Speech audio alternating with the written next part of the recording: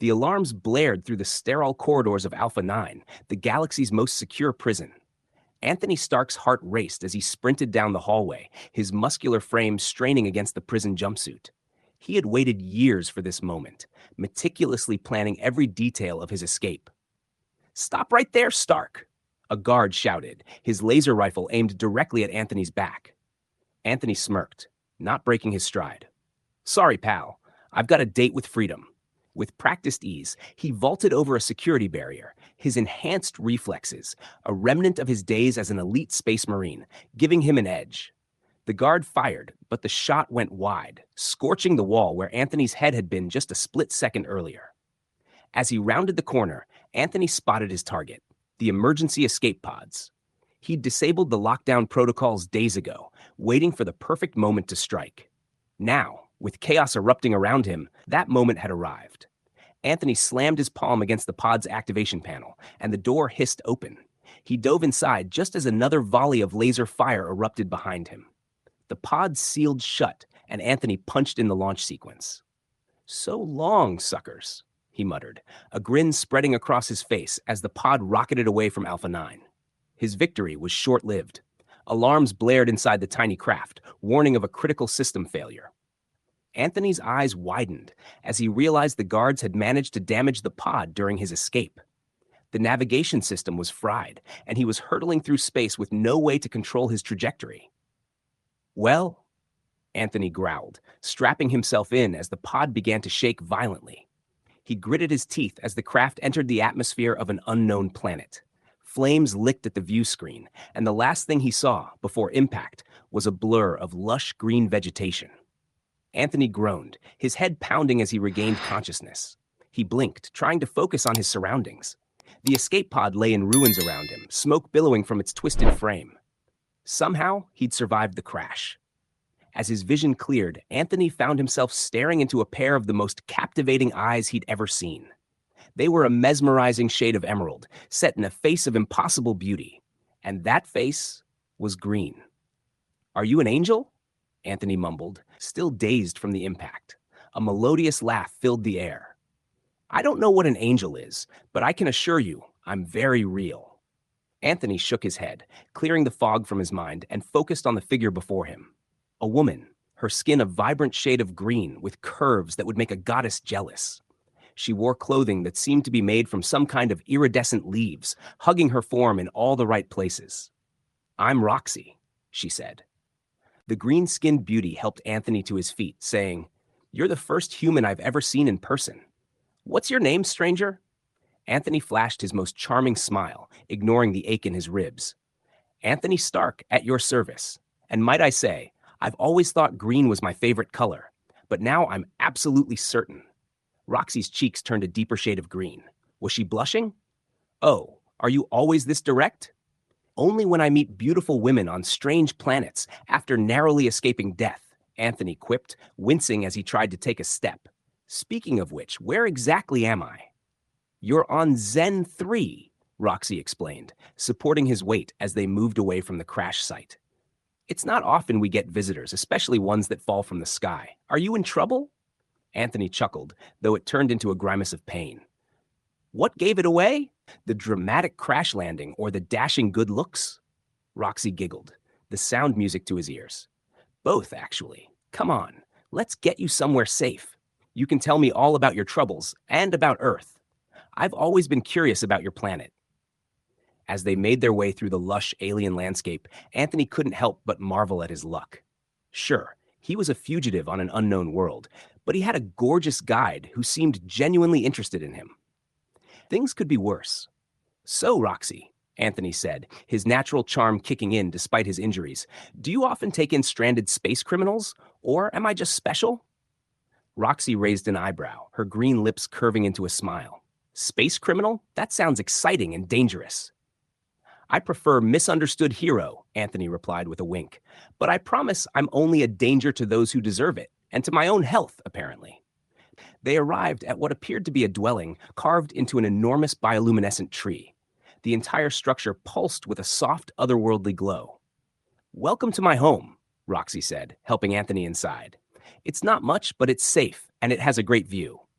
A view of the triple moons? Anthony whistled appreciatively as he took in the organic, flowing architecture. It's beautiful, just like its owner. Roxy's blush deepened again. You really are direct, aren't you? Is this how humans usually interact? Only the charming ones, Anthony said with a grin. He settled onto what appeared to be a living chair, marveling at how it conformed to his body. So, what do you want to know about Earth? Roxy's eyes lit up with excitement. Everything. But especially, how do humans court each other? What are your mating rituals like? Anthony nearly choked on air. Well, that's certainly jumping right into the deep end. Typically, we start with something called a date, usually dinner by candlelight, maybe some dancing. That sounds romantic, Roxy said, leaning in closer. And then what happens? Anthony felt his pulse quicken. The green-skinned beauty helped Anthony to his feet, saying, You're the first human I've ever seen in person. What's your name, stranger? Anthony flashed his most charming smile, ignoring the ache in his ribs. Anthony Stark, at your service. And might I say, I've always thought green was my favorite color, but now I'm absolutely certain. Roxy's cheeks turned a deeper shade of green. Was she blushing? Oh, are you always this direct? Only when I meet beautiful women on strange planets after narrowly escaping death, Anthony quipped, wincing as he tried to take a step. Speaking of which, where exactly am I? You're on Zen 3, Roxy explained, supporting his weight as they moved away from the crash site. It's not often we get visitors, especially ones that fall from the sky. Are you in trouble? Anthony chuckled, though it turned into a grimace of pain. What gave it away? The dramatic crash landing or the dashing good looks? Roxy giggled, the sound music to his ears. Both, actually. Come on, let's get you somewhere safe. You can tell me all about your troubles and about Earth. I've always been curious about your planet. As they made their way through the lush alien landscape, Anthony couldn't help but marvel at his luck. Sure, he was a fugitive on an unknown world, but he had a gorgeous guide who seemed genuinely interested in him. Things could be worse. So, Roxy, Anthony said, his natural charm kicking in despite his injuries, do you often take in stranded space criminals, or am I just special? Roxy raised an eyebrow, her green lips curving into a smile. Space criminal? That sounds exciting and dangerous. I prefer misunderstood hero, Anthony replied with a wink. But I promise I'm only a danger to those who deserve it, and to my own health, apparently. They arrived at what appeared to be a dwelling carved into an enormous bioluminescent tree. The entire structure pulsed with a soft, otherworldly glow. Welcome to my home, Roxy said, helping Anthony inside. It's not much, but it's safe, and it has a great view. A view of the triple moons? Anthony whistled appreciatively as he took in the organic, flowing architecture. It's beautiful, just like its owner. Roxy's blush deepened again. You really are direct, aren't you? Is this how humans usually interact? Only the charming ones, Anthony said with a grin. He settled onto what appeared to be a living chair, marveling at how it conformed to his body. So, what do you want to know about Earth? Roxy's eyes lit up with excitement. Everything. But especially, how do humans court each other? What are your mating rituals like? Anthony nearly choked on air. Well, that's certainly jumping right into the deep end. Typically, we start with something called a date, usually dinner by candlelight, maybe some dancing. That sounds romantic, Roxy said, leaning in closer. And then what happens? Anthony felt his pulse quicken. Do you have beaches here on Zen 3? Roxy nodded eagerly. We have crystal shores. The sand changes color with the tides. I could take you there. Sounds perfect, Anthony said, standing up and stretching. Lead the way, gorgeous. As they made their way through the lush alien landscape, Anthony couldn't help but marvel at the beauty around him. The planets and his guide, Roxy. She pointed out various plants and creatures, her excitement infectious. That's a shimmerfly, she said, pointing to a creature that resembled a cross between a butterfly and a jellyfish. They're bioluminescent and absolutely gorgeous. Anthony's eyes, however, were focused more on Roxy than the creature. Just like everything else on this planet, he said. Roxy blushed, but her eyes sparkled with mischief. You know, on Zen 3, such blatant flirtation is considered a prelude to mating. Anthony raised an eyebrow, a grin spreading across his face. Is that so? And what would the next step be? Roxy took a step closer. Well, she said, typically the interested parties would engage in a ritual dance to demonstrate their physical compatibility. Dance, huh? Anthony chuckled. I might be a bit rusty, but I'm willing to give it a shot.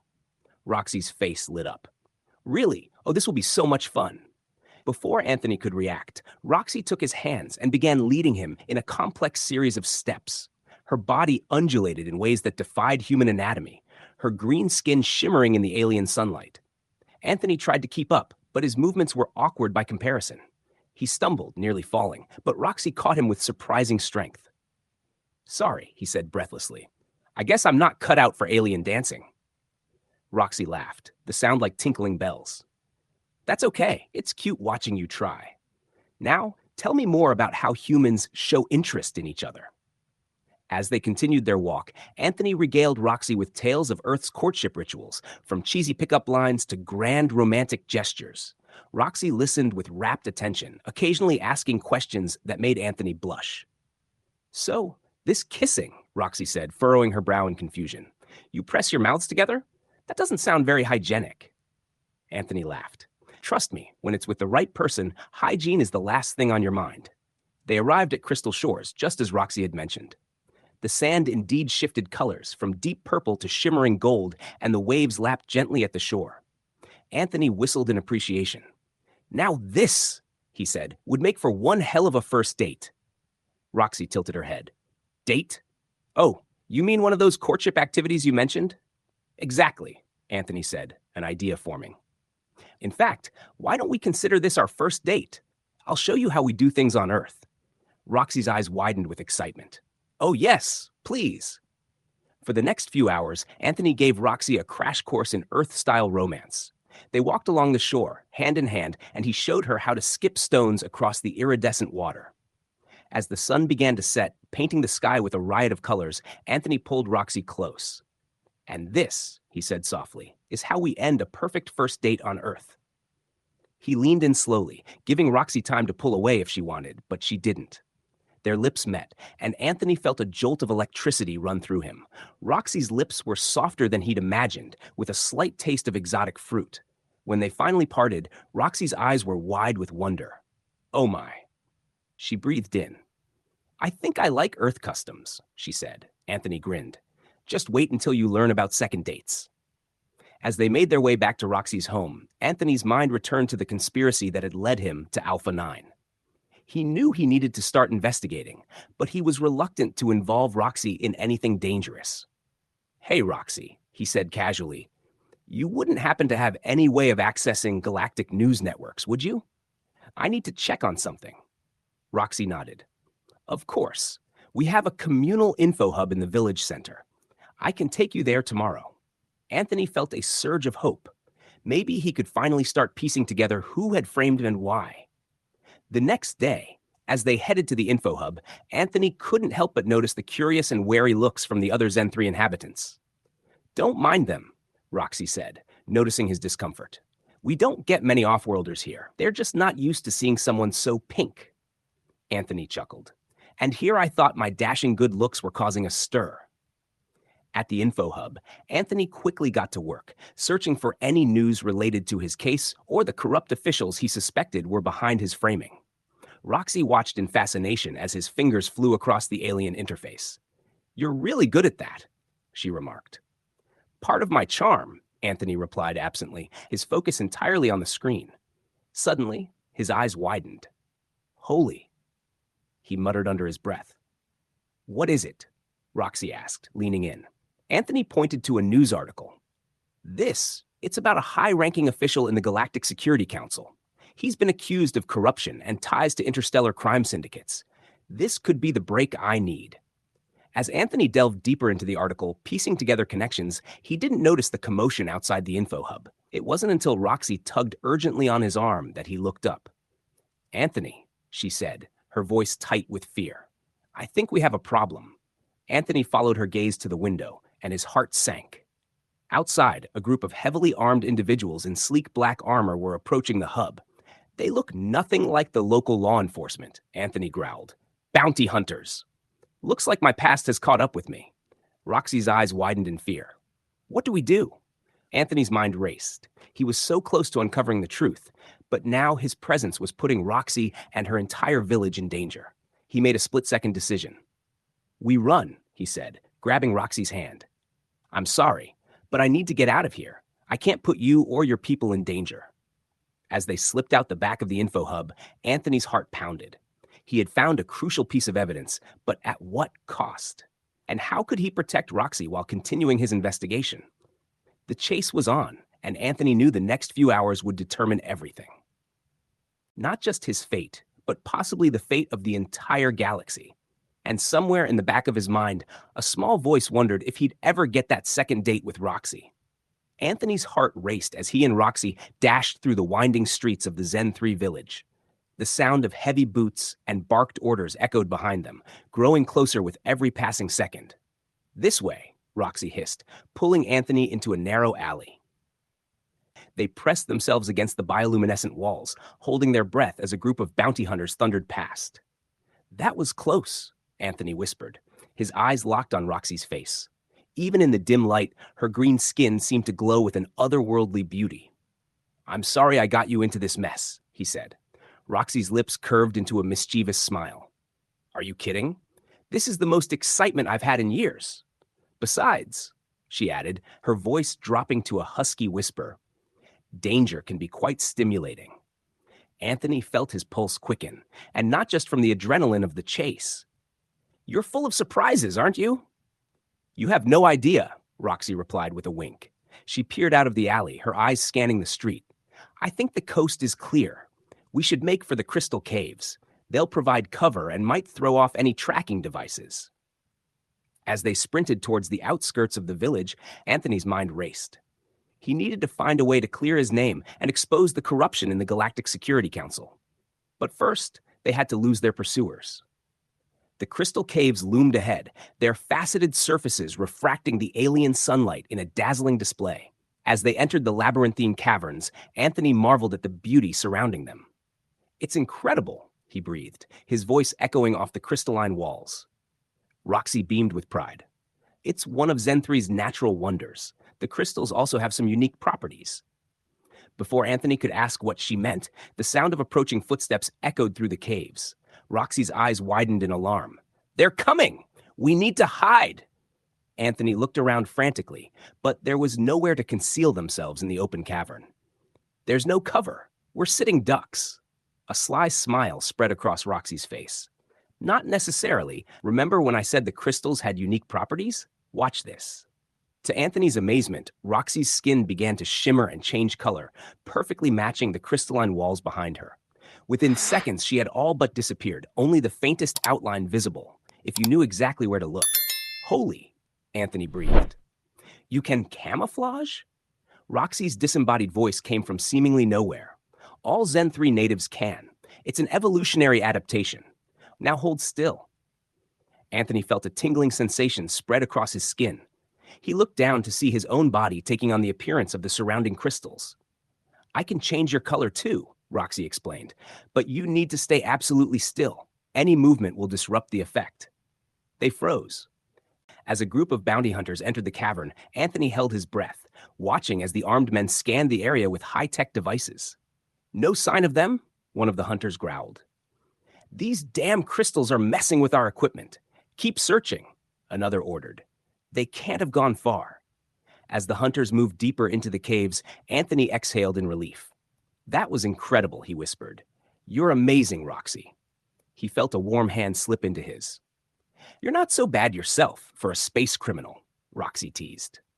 "Now, let's get out of here while we can." As they made their way out of the caves, Anthony's mind turned back to the conspiracy.